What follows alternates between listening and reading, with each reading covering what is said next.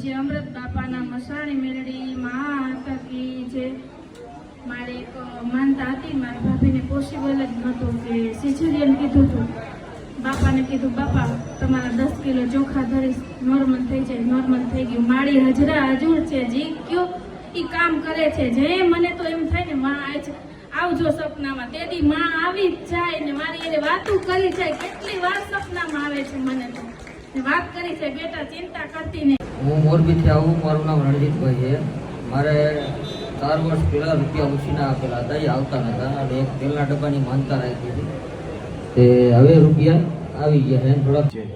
મારી માનતા હતી, હું સારની મધ્યપ્રદેશથી આવું છું. મારી માનતા હતી કે 4 વર્ષથી મારી દુકાન નથી થતી, એના હાટું થઈને મેં માનતા લીધી હતી સમસાની મેલડી માતાની. તો હું અહીંયા માનતા પૂરી કરવા આવ્યો છું. પરમ પૂજ્ય શ્રી અમૃત બાપાના મસાણી મેલડી માતની હું જેતપુરથી આવું છું. સોમવારે મારા ઉપર બીમાર થઈ ગયા હતા. સવારે બધું યાદ શક્તિ વહી ગઈ હતી તો મેં માનતા કરી હતી માતાજીની. તો એને હાઈટ જોયું તો બધું રેડી થઈ ગયું હતું. એટલે એને ચલાતું નહોતું, એને ઉચકીને લાવતા હતા. પહેલી વખત અમે આવ્યા તો ઉચકીને લાવ્યા હતા અને એને ઓપરેશન બી કરવાનું કીધું હતું. એટલે એની મમ્મી રોતી હતી એટલે મેં મનોમન માનતા માની એટલે એનું ઓપરેશન થઈ ગયું અને નોર્મલ રિપોર્ટ આવ્યા અને એને નજારી આપી. શું તકલીફ હતી? તો એનું ઓપરેશન કરવાનું કીધું હતું. મેં મોબાઈલમાંથી જોયું. અઠવાડિયા 10 દિવસથી મારા છોકરાને નહીં 6 છોકરાને 6 મહિનાથી તકલીફ હતી મારા ઘરમાં. એને ટૂંકવાની તકલીફમાં હતી. આ અઠવાડિયે 10 દિવસથી મેં દરેકમાંથી અમે 2 જણા અમૃત બાપાના દીવા કરીએ છીએ. ત્યાંથી મારો છોકરો સાંજે મારી બહુને ઘરે લઈને આવ્યો છે. બોલો અમૃત બાપા મેલડી માતાની જય. રામખેડાથી આવું છું. અમૃત બાપાની મસાણી મેલડી માતાની કૃપાથી મારી દીકરી 12માં પાસ થઈ અને એ મારી બહેન અહીંયા આવે જ છે. બેઠક મારી બહેન આવે છે બેઠકમાં. એ બહેને મને કીધું એટલે મેં માનતા રાખી તો સારા ટકે મારી દીકરી 12માં પાસ થઈ. એના માટે હું આવી છું.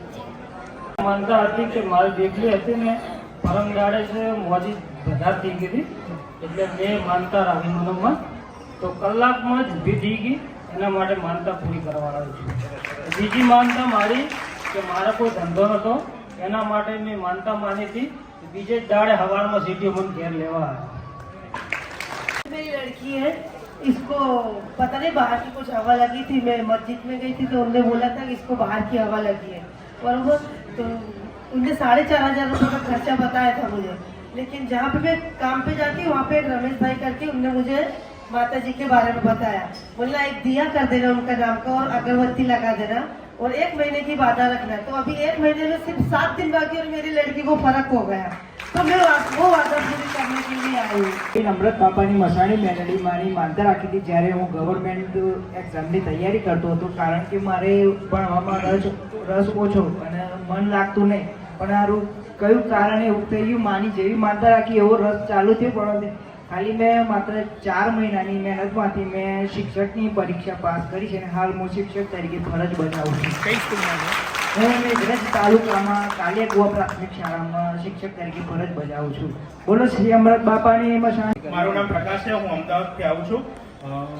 મારી બેબીને જન્મ ટાઈમે હૃદયમાં હોલ હતું તો મેં અમૃત બાપાની માનતા માની હતી તો અને હવે સારું થઈ ગયું છે તો માનતા ઉતારવા આવ્યા. અમૃત બાપાની મસાણી મેલડી માતાની જય. અમૃત બાપાની જય. મારી બહેનનો પ્રશ્ન હતો સમજદારામાં, તો એમાં બધું વટે ગયેલું હતું.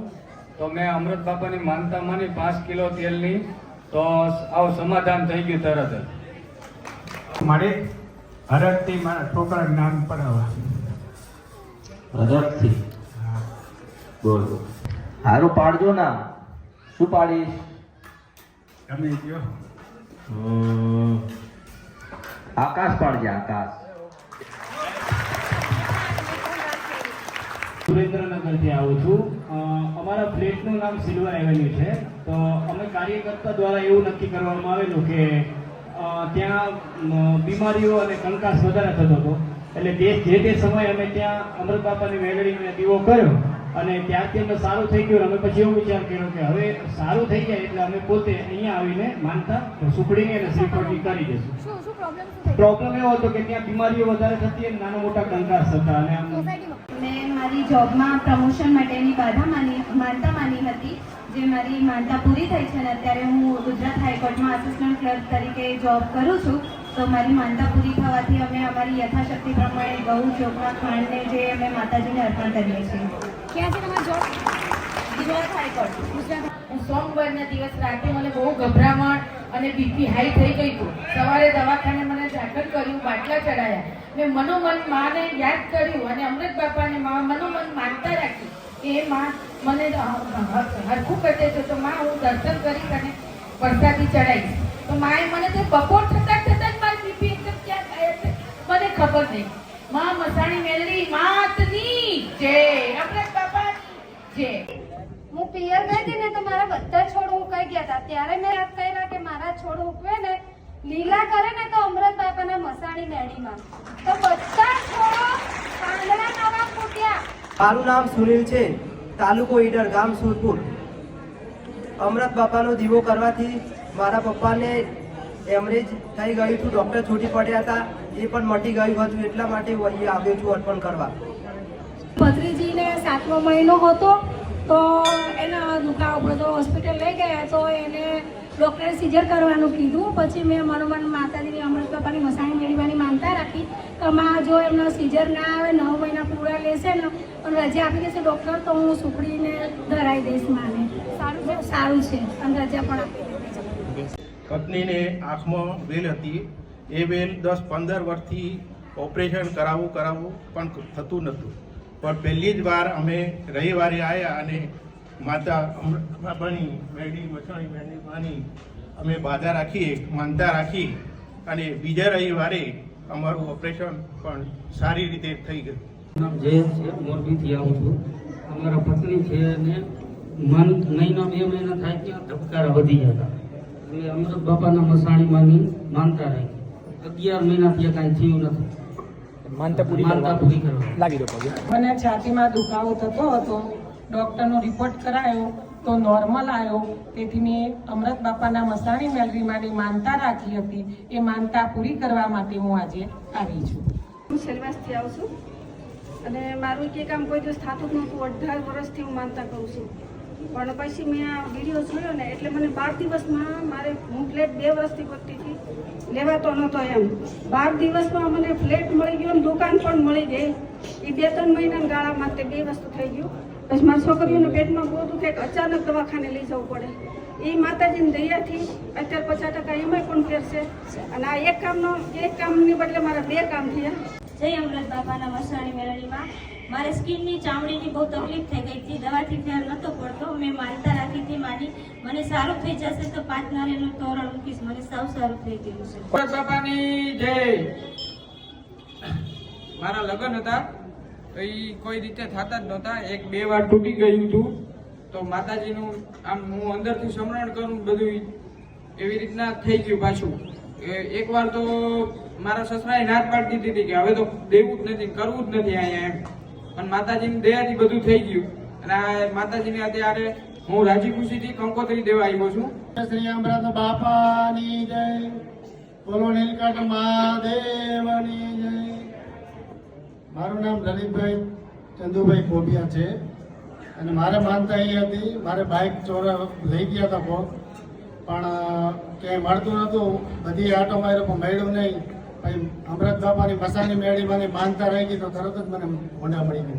મારા ભાઈનો બાબુ હતો એને બહાર જવા માટે મેં પીટીની પરીક્ષા અપાઈ તો એને ગઈ વખતે બેન્ડ ઓછાયા હતા પણ આ વખતે મેં ફરીથી તારી માનતા રાખી અને 5 કિલો તેલ અને 5 કિલો ચોખાની માનતા રાખી અને સુખડીનો થાળ તો એને 60% એટલે 6.5-7 બેન્ડ આવ્યામાં એ તારી કૃપા અને તારા આશીર્વાદ છે અને એના ઉપર નજર રાખજે મારી.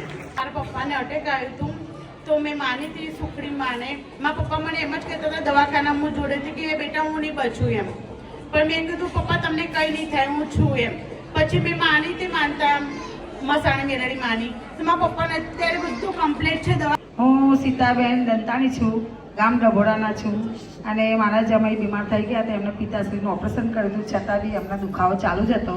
તો મને વાત મળી કે અમૃત બાપાની માતા મેલડીમાં છે, એની બાધા રાખો. તો મેં રાખી, તો અત્યારે દુખાવો બધો મટી ગયો છે, બધું સારું થઈ ગયું છે. અને પિતાશ્રીનું ઓપરેશન હતું, એમને કોઈ ફરક નહોતો પડતો, દુખાવો એમને એમ રહેતો હતો. પછી મારા નણંદ અહીંયા આવતા હતા, એમને મને કીધું કે તમે અમુક આ જગ્યાએ મેલડી માતાનું મંદિર છે, ત્યાં અમૃત બાપાની માતા મેલડીમાં છે, તમે ત્યાંની બાધા રાખો એટલે સારું થઈ જશે. એટલે મેં 5 કિલો ચોખા ચડાવવાની બાધા રાખી કે માનતા રાખી અમારા ઘરે સારું કરી દેજો. આ છે હજુ દુખાવો કંઈ થતું નથી, બધું સારું છે. હું શાહપુર અમદાવાદથી આવું છું. મને ત્યાં અમદાવાદ માળીની ગાડી હતી, ત્યાં આગળ મળવા આવ્યો હતો માળીને, અને એમણે કીધું હતું કે બીજે ફરવાની જરૂર નથી, કોઈ દેવદૂત નથી, તારા મેરેજ થઈ જશે એમ, અને થઈ જાય પછી તું ગરબો લઈને આવજે એમ. એટલે એનો ગરબો લઈને આવ્યો છું.